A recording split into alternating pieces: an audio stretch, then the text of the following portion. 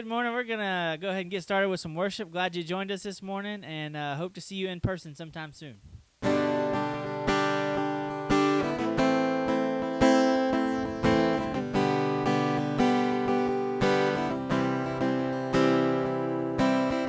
became sin, who knew no sin, that we might become his righteousness. He humbled himself and carried the cross.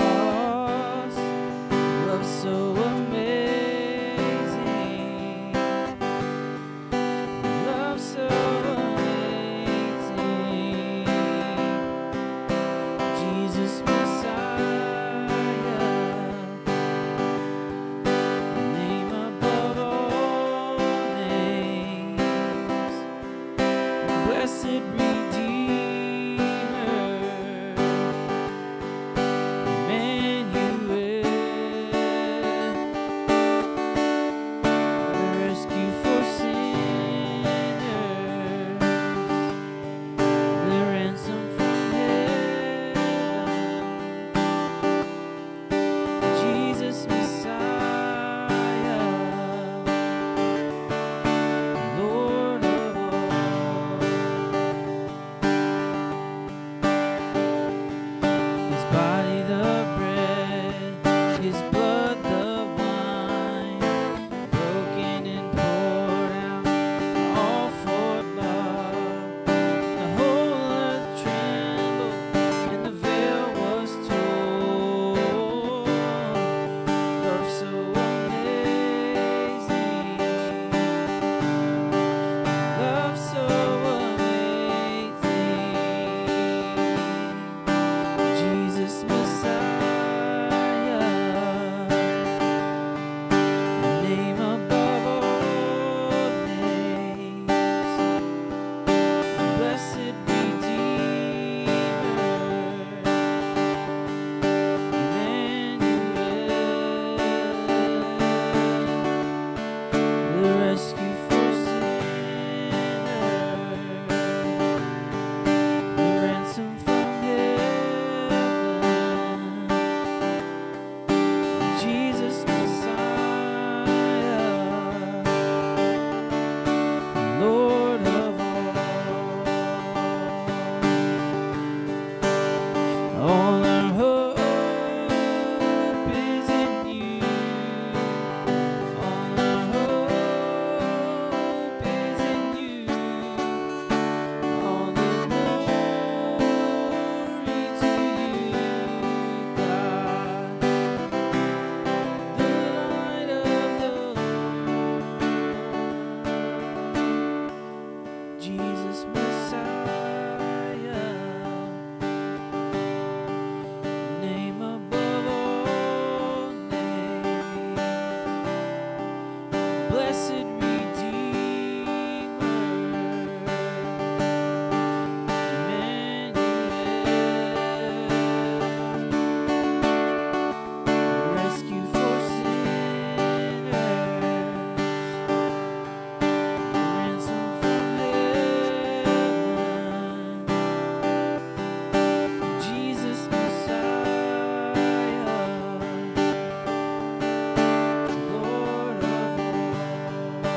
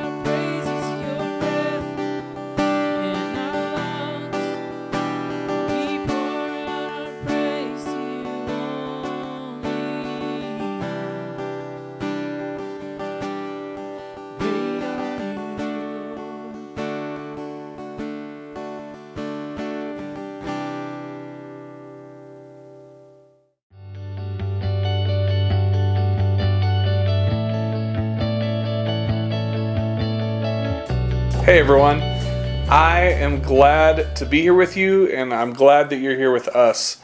We were just in a 4-week series titled Vows.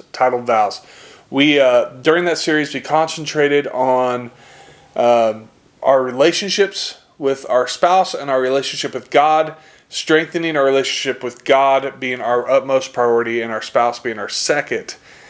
And I enjoyed that series. I think it caused a great amount of discussion. But as we finished that series, we're entering into a new series. I know if you watched last week or you were at church last week, you saw that I said we were going to start a new series called Replenish. Just with this week's events, I decided to go into a different series. So this series is going to be titled Margin. So this week I had some health crises, and I'm doing a lot better now. I think over the next few weeks I'm going to see a lot more changes for the positive for me health-wise, which will be better. So the new series is Margin. And the theme of this series is building space in our lives for God to move. If you're like me and you hear the word margin, you think of a Word doc where the lines are, you have margins, how much indent on the sides of the page. Or margins for me, my grandmother, when I was probably 19, 20, I can't remember exactly how old, I was getting my life right. I was really active in church. And she went and bought me a really nice wide margin Bible. And it had all the space on the edges for me to make notes and for me to underline things. And it was really great. It left room for me to do things. Also in books, there's margins, which is again all the lining around the words on the page. So a margin is leaving a little extra space all the way around for something else. So question for you. Do you feel busy? I know I do. I was working a full-time job just a little bit ago, and then I went to part-time because I'm also a pastor. And now I'm no longer working that job, and I'm concentrating on being a pastor with a few little side things I do to make a little extra money. But as I've left that, I wonder to myself, how did I ever have time to work? Because even though I reduce time in other ways, it seems like all that time gets added in other ways. I almost always feel like I'm busy, like there's something always going on. And on that note, have you ever felt overscheduled where it seems like there's always something on the calendar? There's no free time for something else to occur. There is no spontaneity because you didn't schedule in time for spontaneity. You see, today's culture says that we need to do more, where God says we need to choose margin. We need to choose to have some extra space. You see, margin begins in your head. We have to open our eyes and we have to open our ears, and we have to see and hear what God has for us. And then from there it moves to our hands, in being willing to serve and being willing to use our hands to do what God wants us to do. And that includes finances and a lot of other ways. And then it moves to our heart, and is our heart open to God's calling in our lives? You know, it kind of moves in that way. Today we're going to be looking at Mary and Martha and the conversation they had when Jesus entered their home. So let's look at Luke 10:38 through 40 together. While they were traveling, he entered a village, and a woman named Martha welcomed him into her home. She had a sister named Mary, who also sat at the Lord's feet and was listening to what he said. But Martha was distanced by her many tasks. When Mary and Martha met Jesus and hosted him, they had two very different responses. But remember, they had the same opportunity. Neither one was forced to do what they were doing. Same opportunity, different responses. Mary chose to make a moment. She chose to put a pause, to stop the busyness, and to focus on God. Where Martha chose movement, busyness. Martha's that person who's task oriented. She makes a whole bunch of lists and has to cross through all the lines in order to feel accomplished. Mary is more like stop and smell the roses type of person. Something that we need to realize is that moments are made in the margin. Say again, moments are made in the margin. Think about vacation plans. Sometimes the best, most memorable moments don't happen in the things that you have planned. It's not on the schedule. Instead, it's the spontaneous situation that pops up that you have some of the best experiences. I know with my family, some of the best experiences and some of the best things that have happened to us and the most funny things and the moments that we really remember weren't our planned, scheduled stuff. They were simply moments that happened in the course of a normal day. Moments happen in the margin. A lot of great things can happen in our plans. A lot of great things. Like our faith, the planned things can be great, but God often grows and stretches us in unplanned things more. It's easy to live by a schedule, but God really grows you and He really stretches you in the unforeseen circumstances. That's when you're really having to lean in God. You're having to get out of your comfort zone. And that's when you, as a Christian and as a person, can be stretched. And you can really see what you're made of. Mary chose to not be distracted, but to make a moment in this unplanned meeting with Jesus. You see, Satan often tempts us through distraction. Satan often tempts us through distraction. Satan isn't usually going to throw things at you that are appalling to you.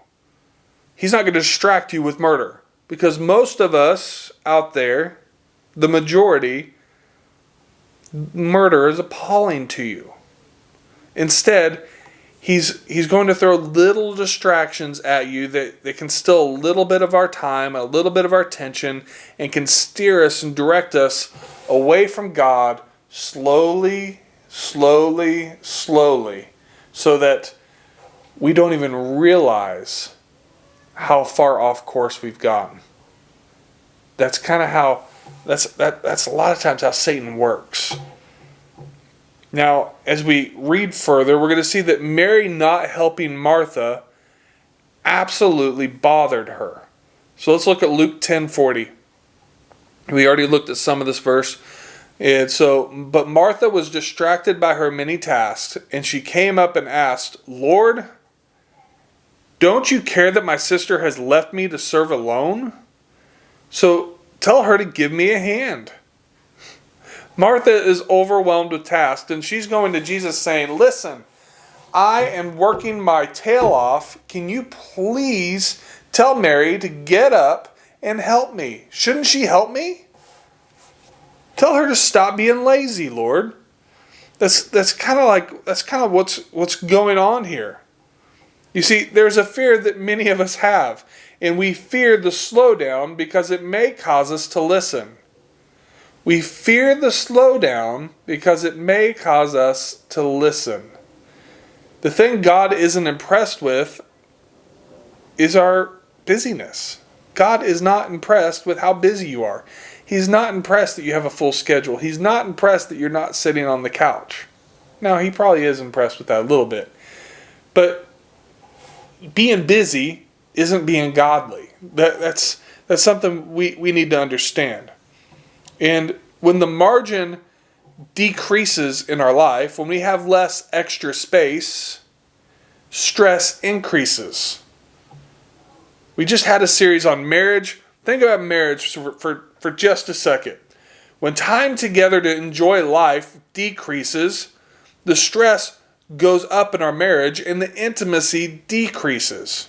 And the same can be said for our finances. When our margin, when our extra space in our finances, when the emergency fund or when that extra cash that we have sitting in our bank account decreases, stress increases. At least it does in my house. When we have less funds in the bank, it causes stress. Jesus is talking, Mary is listening, and Martha is working, not listening. And from what I can tell, probably not even the same room as everything going on for the most part.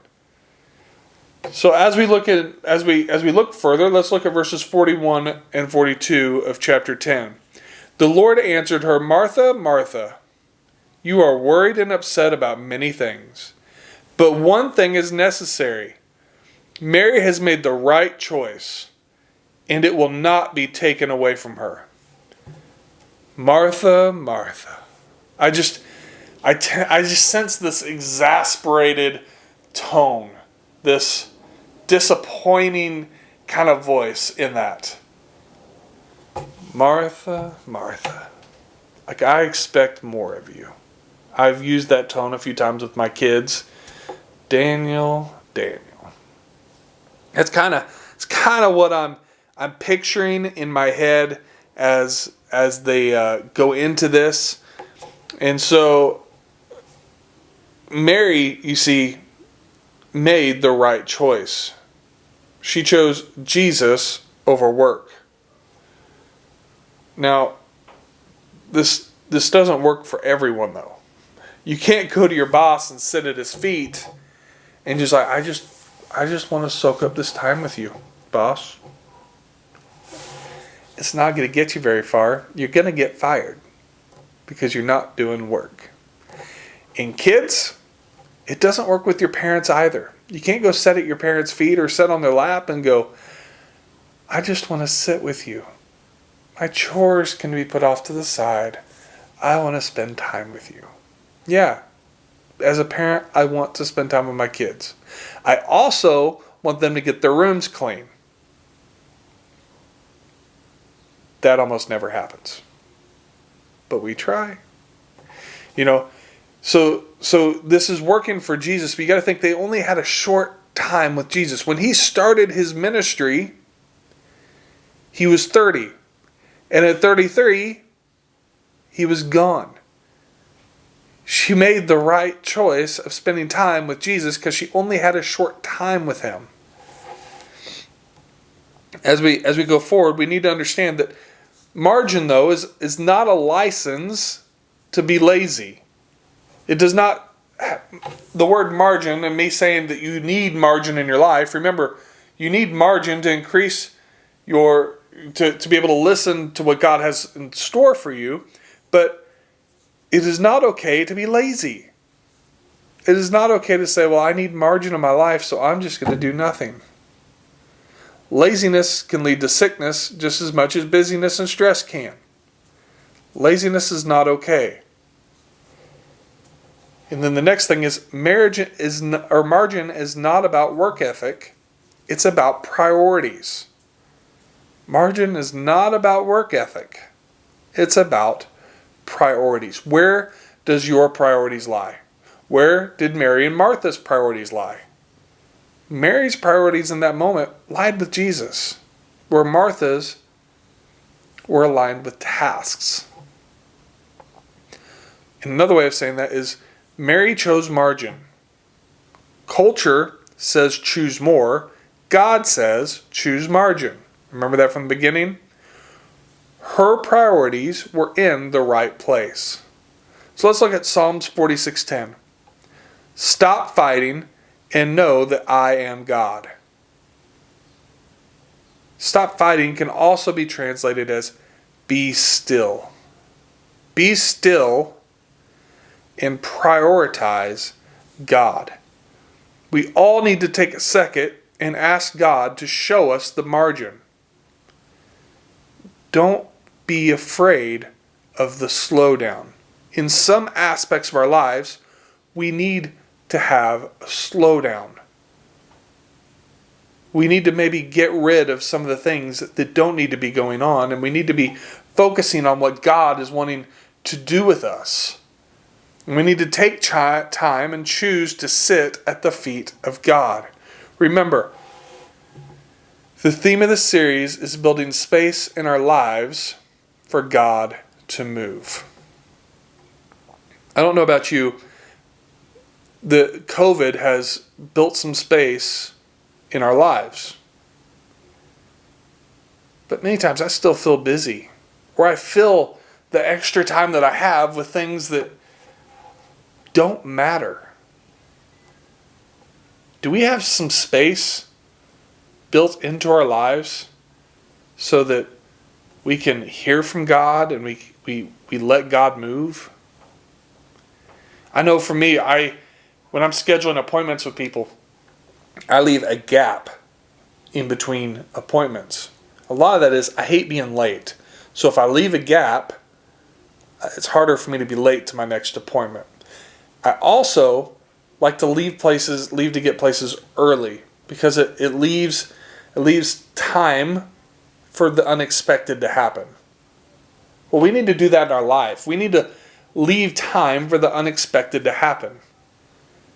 And we need to open ourselves up and pray for God's will to take place in our lives. This week, my challenge to you is take time and pray.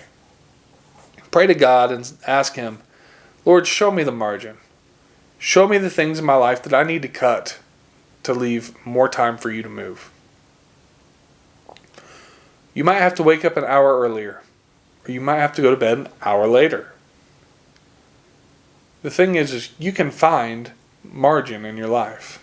If you normally get 9 hours of sleep, 8 hours is okay. You will survive. Just find those cuts that you can make to leave time for God to move. Because if you're always busy and you're always running, are you going to be able to pay attention to the stranger that you might meet in the grocery store who's hurting and seeking someone out? And you're like, well, when does that happen? It happens. I can't tell you how many times I've been out in public because I'm not in a hurry. I start a conversation with someone, and it ends up leading to they needed someone in that moment to talk to. But had I not had the time, had I had my head buried in my tasks, been rushing from one thing to another, I would have never been able to make that connection. I would have never been able to talk to that person. Make time to talk to that person. Make time to talk to those people around you. Make time for God to move. Thank you for joining us this week. I'm glad we got to be here. I just want to kind of fill you in real quick on a few other things. We meet on Sunday mornings at 10 a.m. We meet in my home. I would love for you to be here. I'd love for you to come and join us. What a Sunday looks like in person for us right now until we can start meeting at our facility, which is going to be Trailside Point School, most likely the beginning of this next school year, so in September. That is our goal right now. We wanted to launch as far back as last May, but due to facility rental problems with COVID, we've had to postpone, but we still meet in our home and we meet online. I encourage you to come meet with us. A normal Sunday is people show up around 10 a.m. We visit for a few minutes. We get into the Word together. After I teach/preach, however you want to look at it, we talk. We take some time to dive a little deeper, to ask some questions, to make us think, and as a group, find applications that we can all apply to our lives and use real world scenarios that are actually going on to one of us to help each other out. And then after that, we sit together and we eat. We enjoy a meal together. A lot of times it's potluck style, and sometimes, just us as a church, and my wife and I, we provide a lot of the food, especially the main course. So it's very relaxed. If you're looking for a community of believers and you happen to take a second or take a few minutes to watch this video, I ask consider joining us in person. It's a fun group of people that love doing life together, love this community here in Levine, and are enjoying growing towards God together. So if you're interested in joining us, send us an email. It will be up on the screen here in just a second at the end of the video. Glad to see you and hope to see you next time.